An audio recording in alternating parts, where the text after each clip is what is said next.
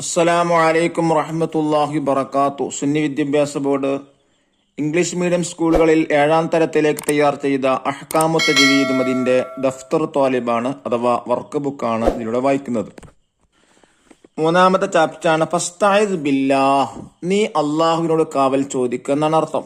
ഇതെല്ലാവർക്കും ഉപകാരപ്രദമാണ്. ഈ പാഠത്തിലൂടെ പഠിപ്പിക്കുന്നത് ഖുർആൻ 3 രീതിയിൽ ഓതാം. ഹദർ, തദ്വീർ, തർത്തീൽ.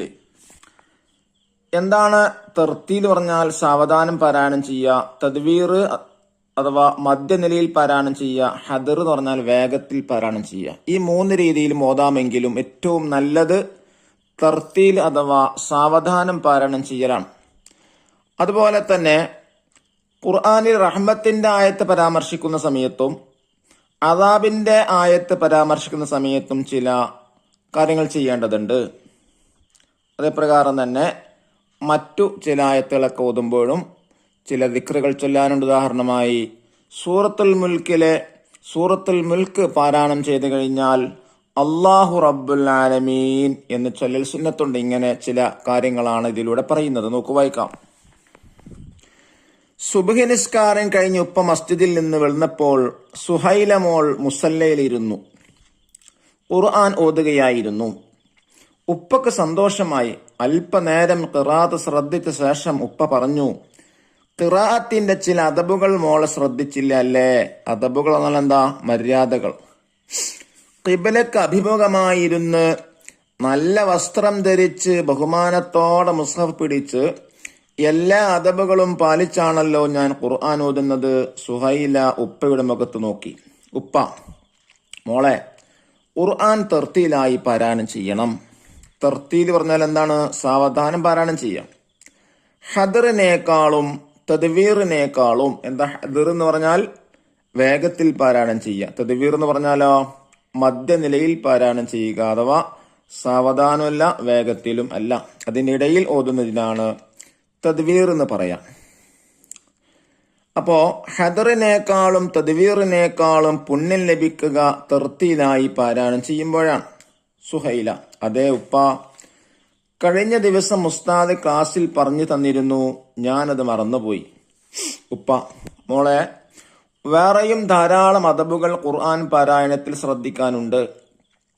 അല്ലാഹു തആലയുടെ റഹ്മത്ത് പരാമർശിക്കുന്ന ആയത്തോതുമ്പോൾ കാരുണ്യം ചോദിക്കുകയും അദാബിനെ കുറിച്ച് പറയുമ്പോൾ കാവൽ തേടുകയും വേണം. സബ്ബിഹിസ്മ റബ്ബിക്കൽ അഅല പോലെയുള്ള തസ്ബീഹിന്റെ ആയത്തോതുമ്പോൾ സുബ്ഹാനല്ലാഹ് എന്ന് ചൊല്ലണം. സൂറത്ത് തീന് പാരായണം ചെയ്തു കഴിഞ്ഞാൽ ബലാ അന അലാ ദാലിക മിനശ് ഷാഹിദീൻ എന്നും സൂറത്തുൽ ഗാശിയയിൽ സുമ്മ ഇന്ന അലൈനാ ഹിസാബഹും എന്നോദിയാൽ അല്ലാഹുമ്മ യസ്സിർ അലൈനാ ഹിസാബന എന്നും സൂറത്തുൽ മുൽക്ക് പാരായണം ചെയ്തു കഴിഞ്ഞാൽ അല്ലാഹു റബ്ബുൽ ആലമീൻ എന്നും ചൊല്ലൽ സുന്നത്തുണ്ട്. മോളെ, ഇനിയും ധാരാളം അദബുകൾ പാലിക്കാനുണ്ട്. ഉപ്പ, ഒന്നും കൂടി പറഞ്ഞു തരാം. ഖുർആനിൽ 14 സ്ഥലങ്ങളിൽ തിലാവത്തിന്റെ സുജൂദ് ചെയ്യേണ്ടതുണ്ട്. എന്താണ് തിലാവത്ത്? പാരായണത്തിന്റെ സുജൂദ്. ഈ സുജൂദിന്റെ ഫർളുകളും ഷർത്തുകളും സുന്നത്തുകളും മോൾക്കറിയാമല്ലോ? അറിയാം. സജദ വജിഹ ലില്ലദീ ഖലഖഹു വസവ്വറഹു വശക്ക സമഅഹു വബസറഹു ബിഹൗലിഹി വഖുവതിഹി ഫതബാറകല്ലാഹു അഹ്സനുൽ ഖാലിഖീൻ എന്നല്ലേ തിലാവത്തിന്റെ സുജൂദിൽ ചൊല്ലേണ്ടത്? ഉപ്പ, അതേ മോളെ, ഒരാൾക്ക് ദിക്ർ മനപ്പാടമില്ലെങ്കിൽ സുബ്ഹാന റബ്ബിൽ അഅല ബിഹംദിഹി എന്ന് 3 തവണ ചൊല്ലിയാലും മതി. അദബുകൾ പാലിച്ച് ഖുർആൻ പാരായണം ചെയ്യാൻ അല്ലാഹു തആല നമുക്ക് തൗഫീഖ് തരട്ടെ. ആമീൻ. ഇനി നഖറും അനഫും വായിച്ച് മനസ്സിലാക്കാനാണ്. തർത്തീൽ എന്ന് പറഞ്ഞാൽ സാവധാനം പാരായണം ചെയ്യുക. തദ്വീർ എന്ന് പറഞ്ഞാലോ മധ്യനിലയിൽ പാരായണം ചെയ്യുക. ഹദർ എന്ന് പറഞ്ഞാൽ വേഗത്തിൽ പാരായണം ചെയ്യുക. ദഫ്തർ ത്വാലിബ് നോക്കി ദിരിബാത്തുകൾ ചെയ്യുക. അൽ ഖിറാഅത്ത് വൽ ഹിഫ്ള് ഏതാണ് പാരായണം ചെയ്യേണ്ടത്? 1 നഖറുൽ ബഖറ. ബഖറ സൂറത്ത് 135 മുതൽ 190 വരെ തർത്തീലായിട്ടാണ് പാരായണം ചെയ്യേണ്ടത്, അഥവാ സാവധാനം പാരായണം ചെയ്യാം. 2ാമത്തത് നഹ്ഫൽ സൂറത്ത് യാസീൻ 15 മുതൽ 22 വരെയുള്ള ആയത്തുകൾ കാണാതെ പഠിക്കാനാണ്. വൽ വാക്യ 11 മുതൽ 18 വരെ, വാക്യ സൂറത്ത് 13-ാമത്തെ ആയത്ത് മുതൽ 18-ാമത്തെ ആയത്ത് വരെയാണ് കാണാതെ പഠിക്കേണ്ടത്.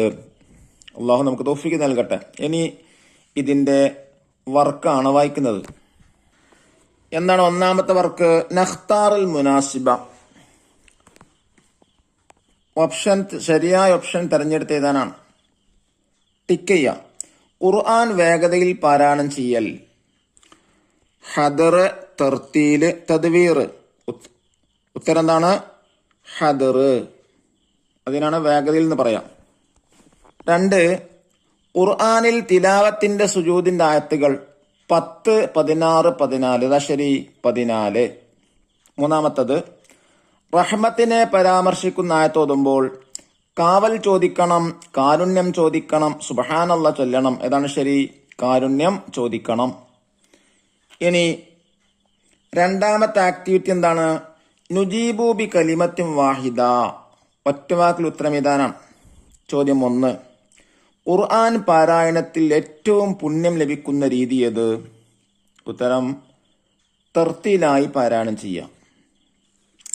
രണ്ടാമത്തത്, മധ്യനിലയിലുള്ള ഖുർആൻ പാരായണത്തിന് പറയുന്ന പേരെന്ത്? തദ്വീർ.